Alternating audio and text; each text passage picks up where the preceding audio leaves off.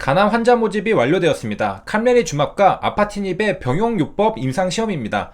임상 3상이고 소라페닙과 비교하는 임상시험입니다. 의뢰자는 한국 IQVI이고요. 임상시험 승인일자는 작년입니다. 작년 2020년 8월 12일입니다. 원 개발사는 중국의 항서제약입니다. 1차 치료제로 개발하니까 임상시험이 성공적으로 마무리된다면 1차 치료제로 캄레리 주맙과 아파티닙을 같이 쓰게 되는 모습을 우리가 볼 수 있게 될 겁니다. 임상시험 기간은 2022년 2월까지로 잡혀 있습니다. 내년이면 임상시험이 끝나길 기대해 볼 수 있습니다. 클리니컬 트라이얼스에 들어오면 가남에 대한 아파티닙과 캄레리 주맙 1차 치료제 병용요법 임상시험에 대한 정보를 좀 더 자세히 볼 수 있습니다. 스터디 컴플리션 데이시 2022년 6월로 잡아둔 것을 볼 수 있습니다. 마스킹을 보면 오픈 라벨인 것을 알 수 있습니다. 위에 임상에 사용되는 약을 보면 오픈 라벨인 것을 이해할 수 있는데요. 플라시보가 없습니다. 소라페닙을 단독으로 쓰던가 리보세라닙과 캄레리 주맙을 병용으로 씁니다. 그렇기 때문에 환자 입장에서는 혹시나 내가 물약을 받아서 의미 없이 시간을 보낸다고 걱정할 필요가 없습니다. 우리가 단순하게 생각하면 당연히 캄레리 주맙과 아파티닙 병용 투여하는 환자가 좋은 게 아닌가요? 생각할 수 있는데 환자 입장에서는 다를 수 있습니다. 임상시험은 효능은 좋고 부작용은 낮은지 확인하기 위한 것이지 이미 전부 입증이 된 것은 아닙니다. 물론 여러가지 적응증에서 여러가지 임상시험에서 그 효능과 부작용을 입증했기 때문에 신뢰도가 높을 뿐이지 실제로 어떤 결과가 나타날지는 100% 확신할 수는 없는 겁니다. 그래서 환자는 병용요법으로 치료받기보다 오히려 이미 오랫동안 시판되어 치료제로 쓰이고 있는 소라페닙을 더 안심하고 투여받기를 원할 수도 있는 겁니다. 물론 랜덤 배정이므로 환자가 선택할 수는 없습니다. 또 다른 의문은 소라페닙으로 투여받게 되면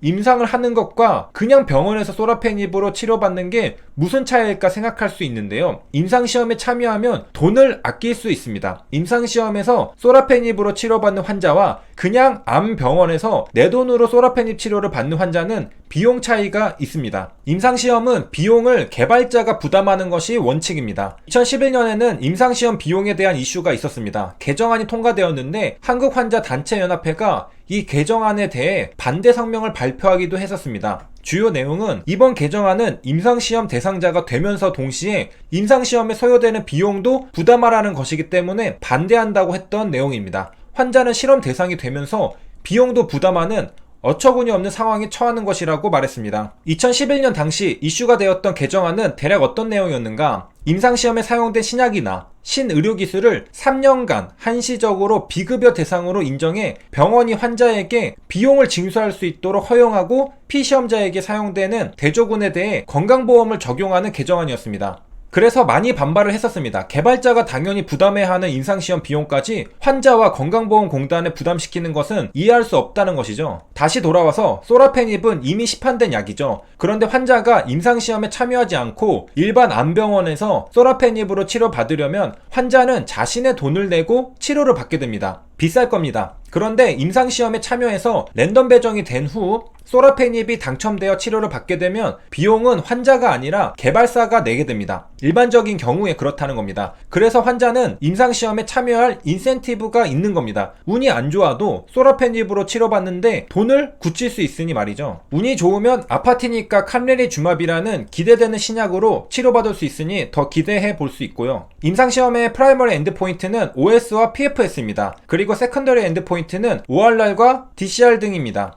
한국의 식약처에서는 가남 1차 치료제 임상 3상의 환자 모집이 완료되었다고 나와 있습니다. 그런데 클리니컬 트라이얼스에 보면 아직 리크루팅 상태라는 걸 알 수 있습니다. 이를 통해 한국에서는 환자 모집이 끝났는데 아마도 중국에서는 아직 환자를 계속해서 모집하고 있다는 걸 알 수 있습니다. 물론 클리니컬 트라이얼스는 시차가 조금 있는데 이 영상을 녹화하는 게 며칠 지난 뒤 하는 것이므로 시차 때문의 가능성은 적어 보입니다.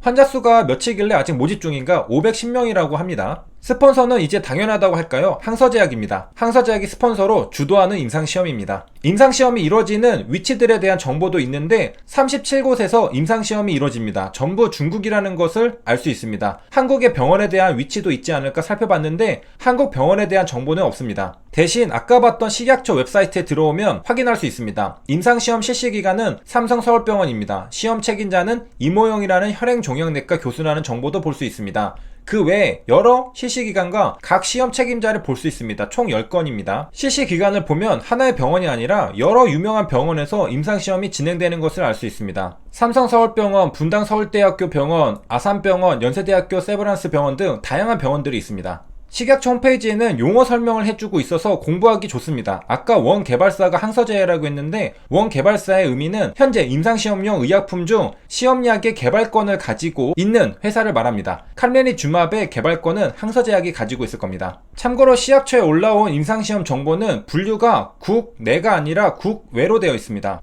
그 이유는 개발 주체가 국외 제약사이기 때문입니다. 항서제약이 바로 스폰서이기 때문입니다. HLB가 주도하는 것은 아니라서 그런 것이죠. 임상시험은 한국에서만 이루어지는 것도 아니고 중국에서만 이루어지는 것도 아니고 다국가에서 이루어집니다. 참고로 임상시험 의뢰자는 HLB가 아니라 한국 IQVIA라는 것을 알 수 있는데요. CRO에게 맡겼다는 걸 알 수 있습니다. 임상시험 의뢰자는 식약처에게 임상시험 계획서를 작성하여 승인 신청을 받고 임상시험을 진행합니다. 임상시험이 끝나면 그 결과를 토대로 분석하고 스폰서에게 보내주면 스폰서가 신약허가 신청을 진행하게 됩니다. 보통 의뢰자는 스폰서의 한국말인데 여기에서 의뢰자는 일반적으로 제약회사인 스폰서를 말하는 것보다는 식약처에게 임상시험 계획서를 제출하고 승인받는 그 의뢰자를 말하는 것으로 볼 수 있습니다. 임상시험 진행해도 되겠냐고 의뢰한 기관이란 뜻의 의뢰자인 거죠. 정리하면 파이프라인을 가지고 있는 제약회사인 스폰서에게서 CRO 기업인 한국 IQVIA가 의뢰를 받았고 한국 IQVIA가 식약처에게 임상시험 해도 되겠냐고 계획서를 제출하면서 의뢰한 것입니다. 같은 단어라도 의미가 다르게 쓰였다고 판단할 수 있는 이유는 스폰서는 약의 주인입니다. 한국 IQVIA가